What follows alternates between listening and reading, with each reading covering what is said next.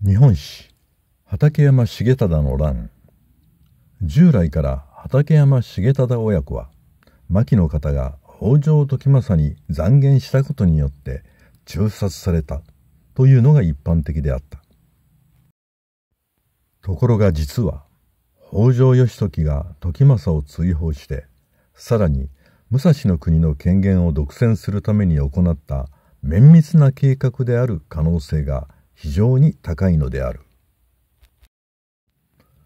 畠山重忠の乱が起こった経緯を詳しく見ていこう。畠山重忠は武蔵の国秩父一族の家に生まれ、平家追討の戦いでも武功を挙げ、鎌倉武士の鏡だと称えられた人物である。畠山重忠は武蔵の国を統括する留守所総検校職に任命されていたため、地域で多大な影響力を有していた。一方の北条時政は牧の方との間に生まれた娘を源氏の名門出身の平賀朝雅に嫁がせたが、平賀氏は代々武蔵守を継ぐ家柄であった。時政は幼い実朝を将軍に据えて幕府の実権を握ると、朝雅を京都守護に任じて朝廷との関係を深めようと画策する。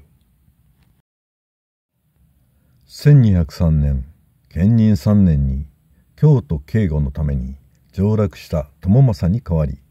武蔵の国を管理しようとした時政だが、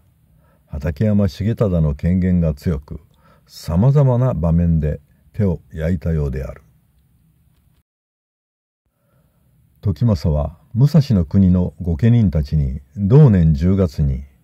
遠州時政に二心を抱かぬようにとの通知をわざわざ下している。年を越えて1204年建仁4年3月には実朝が右近衛の少将に補任された。ところが7月になると謀反を計画したという疑いで伊豆の修善寺に幽閉されていた頼家が謀殺されている。鎌倉の暗いムードを一掃しようと実朝と公家坊門信子の婚儀が発表され、時政と牧の方の嫡男北条政範や畠山重忠の嫡男重保が使者として上洛する。しかし京都で病を発症した政範は11月にあっけなく16歳で急逝するのである。政範の義兄で京都守護の平賀朝雅は同行していた畠山重保の怠慢を呵責して口論となっている。政範逝去の報告を受けた時政と牧の方は悲しんだ。特に牧の方の悲しみ方は尋常ではなかったようである。そのため畠山重保を逆恨みした牧の方が時政に残訴して畠山重忠親子の討伐が行われたというのが定説となっている。しかし武蔵の国の経営をめぐって畠山重忠と対立していた北条氏は畠山氏討伐を以前から計画していたものと考えられる。梶原景時や比企能員に続いて武蔵の国で多大な影響力を持つ畠山重忠は次に始末すべき標的だったのである。吾妻鏡には畠山重忠親子の追悼には北条義時と時房の兄弟が頑強に反対したことが強調されている。しかし畠山重忠の乱の後、北条時政と牧の方がこの乱の責任を取って鎌倉から追放される経緯を見ていると、むしろ義時と時房が畠山重忠の乱の首謀者のように思えるのである。吾妻鏡は鎌倉時代の後半に北条氏によって編纂された歴史書である。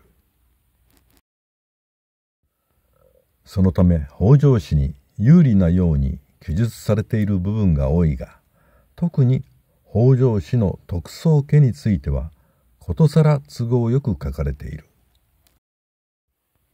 義時、そしてその後を継いだ泰時の子孫が北条宗家の徳宗家として執権以上に権力を握っていくのである。結局畠山重忠と重保親子はほとんど抵抗することなく、北条義時と三浦義村らに誅殺されている。そして畠山重忠の乱によって御家人たちの信頼を失った北条時政は牧の方と共に伊豆へ追放される。時政に代わって執権となった義時はすぐさま京都に兵士を送って平賀朝雅を誅殺している。続いて侍所別当の和田義盛を挑発して和田合戦で滅ぼした北条義時は政所と侍所の別当を兼務して名実ともに幕府の最高権力者になっている。畠山重忠のような抵抗勢力が消えた武蔵国で謀殺された平賀朝雅に代わって武蔵守に就任したのが義時の弟北条時房だったのである。畠山重忠の乱によって一番漁夫の利を得たのが義時であり時房であり、そして尼将軍となって活躍する北条政子なのである。畠山重忠の乱はいわば北条家の先妻の子供たちと時政と後妻牧の方とその子供たちの戦いであったと言えなくもない。畠山重忠親子を無実の罪で謀殺すれば鎌倉の御家人たちの反感を時政が買うことを義時は十分に予想していたはずである。だとすれば北条義時が畠山氏討伐を反対したのは時政を首謀者に仕立て上げるためのポーズだったのかもしれない。権謀術数には優れた時政であったが、自分を超えた我が子義時を目の当たりにして抵抗することを諦めたようにも思える。この説が正しければ義時たちは畠山重忠親子を利用して時政と牧の方、そして平賀朝雅を排除し、同時に武蔵国という重要な地域を北条氏のものにすることに成功したのである。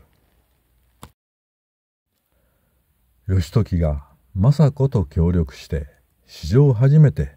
武士が承久の乱で朝廷軍をも打ち破ることを考えれば、すべての意図は義時が操っていたと考えるのもあながち間違いとは思えないのだが、